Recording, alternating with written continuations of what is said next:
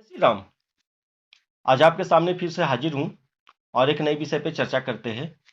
आज चर्चा करते हैं कुछ ज्योतिषीय सूत्र के बारे में, बताते हैं जो कुंडली में राज्यों का निर्माण करते हैं। तो ये मैंने यहाँ पे कुंडली का फॉर्मेट बना रखा है, देखो। और ये राशि राशि का स्वामी यहाँ पे लिख रखा हूं ताकि आपको, तो ये एक नंबर मेष राशि होता है, मेष राशि का स्वामी मंगल होता है। इस तरह से मैंने लिख दिया है आपके सुविधा के लिए। और ये कुंडली का फॉर्मेट है और ये लगन का घर होता है, पहला घर होता है। अब ये पहला घर होता है तो यहाँ पे एक नंबर लिखा है, तो जरूरी नहीं है कि सबके कुंडली में यहाँ पे एक नंबर ही लिखा हो। यहाँ पे एक नंबर से लेकर के 12 नंबर तक कोई भी राशि हो सकती है, कोई भी नंबर हो सकता है। उसके अनुसार यहाँ से आप अपना लगन देख लेंगे। अगर 9 नंबर लिखा है तो आप धनु लगन के हैं, ठीक है। और यहाँ पे जो भी नंबर लिखा रहेगा उससे एंटी क्लॉकवाइज नंबर्स बढ़ते जाएंगे। अगर यहाँ पे 2 नंबर लिखा होगा तो यहाँ पे फिर 3 नंबर, 4 नंबर, 5 नंबर, इस तरह से बढ़ते जाएंगे। तो चलो, उदाहरण के लिए मैं मेष लगन का ही कुंडली ले लेता हूं।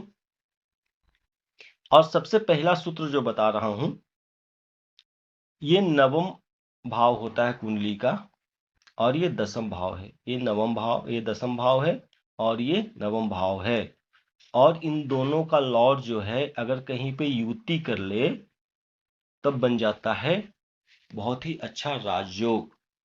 अब यहां से आप चेक कर लेंगे 10 नंबर का स्वामी कौन होता है। 10 नंबर मकर राशि का स्वामी शनि होता है और 9 नंबर का स्वामी यहाँ पे धनु राशि का स्वामी बृहस्पति होता है। यानी बृहस्पति और शनि कुंडली में, मेष लगन की कुंडली में कहीं पे भी बैठ जाए बृहस्पति और शनि साथ में, तब बन जाता है एक अच्छा राजयोग, ठीक है।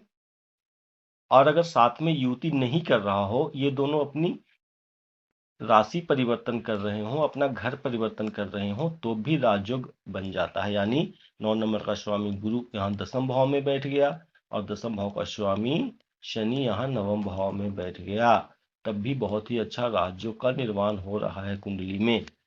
तो पहला सूत्र तो ये था। दूसरा सूत्र, लगन का स्वामी यहाँ पंचम में, पंचम का स्वामी नवम में और नवम का स्वामी लगन में बैठ जाए तब कुंडली में बहुत ही जोरदार राजयोग का निर्माण हो जाता है।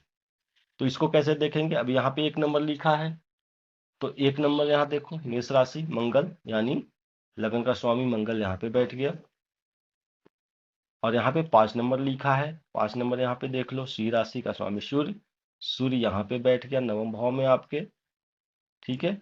और 9 नंबर का स्वामी गुरु आपके लगन में बैठ गया, तब भी एक जोरदार राजयोग का निर्माण हो गया कुंडली में।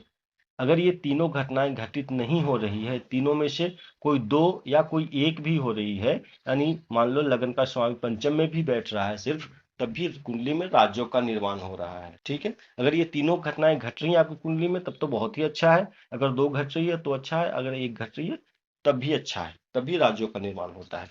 तो 2 राजयोग के बारे में मैंने आपको बताया।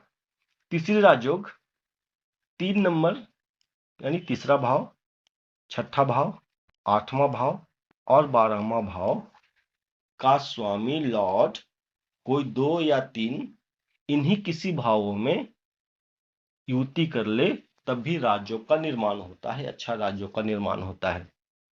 मान लो यहाँ पे 3 नंबर लिखा है तीसरे भाव में, छठे भाव में 6 नंबर लिखा है, तो 3 नंबर और 6 नंबर का स्वामी तो बुधि होता है। और यहाँ पे 8 नंबर का स्वामी मंगल और 9 नंबर 12 नंबर का स्वामी गुरु। अब इन चारों में से कोई 2 स्वामी भी, कोई 2 राशियों का लॉर्ड भी इन्हीं चारों घरों में कहीं पे, मान लो छठे घर में बुध और 12वें का स्वामी गुरु बैठ रहा है, तब भी एक अच्छा राजयोग का निर्माण हो रहा है कुंडली में, ठीक है। अगर ये नहीं हो रहा है तो 12 का स्वामी और 8 का स्वामी यानी गुरु और मंगल भी कहीं पे इन तीनों चारों घरों में से कहीं पे बैठ रहा है, तब भी अच्छा राजयोग का निर्माण हो जाता है कुंडली में, ठीक है। एक राजयोग के बारे में और बता रहा हूँ। एक राजयोग ये है, अगर चंद्रमा यहाँ पे बैठा है या कहीं पे भी बैठा है कुंडली में और उससे 7वें, 8वें, 9वें में शुभ ग्रह बैठे हैं। अब यहाँ पे चंद्रमा बैठा है और 7वां घर ये है, तो यहाँ पे गुरु बैठ गया। शुभ ग्रह 3 होते हैं, गुरु, शुक्र और बुध। और यहाँ पे 8वें में शुक्र बैठ गया, 9वें में बुध बैठ गया,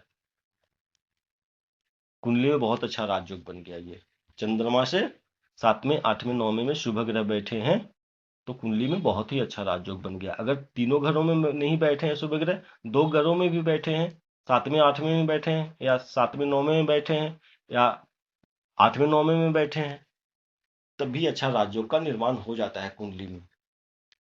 और 5वां सूत्र बता रहा हूं, कुंडली में किसी भी घर में 6 8 12 को छोड़ करके अगर गुरु और शुक्र का युति भी हो रहा है तब भी बहुत अच्छा राजयोग का निर्माण हो जाता है कुंडली में।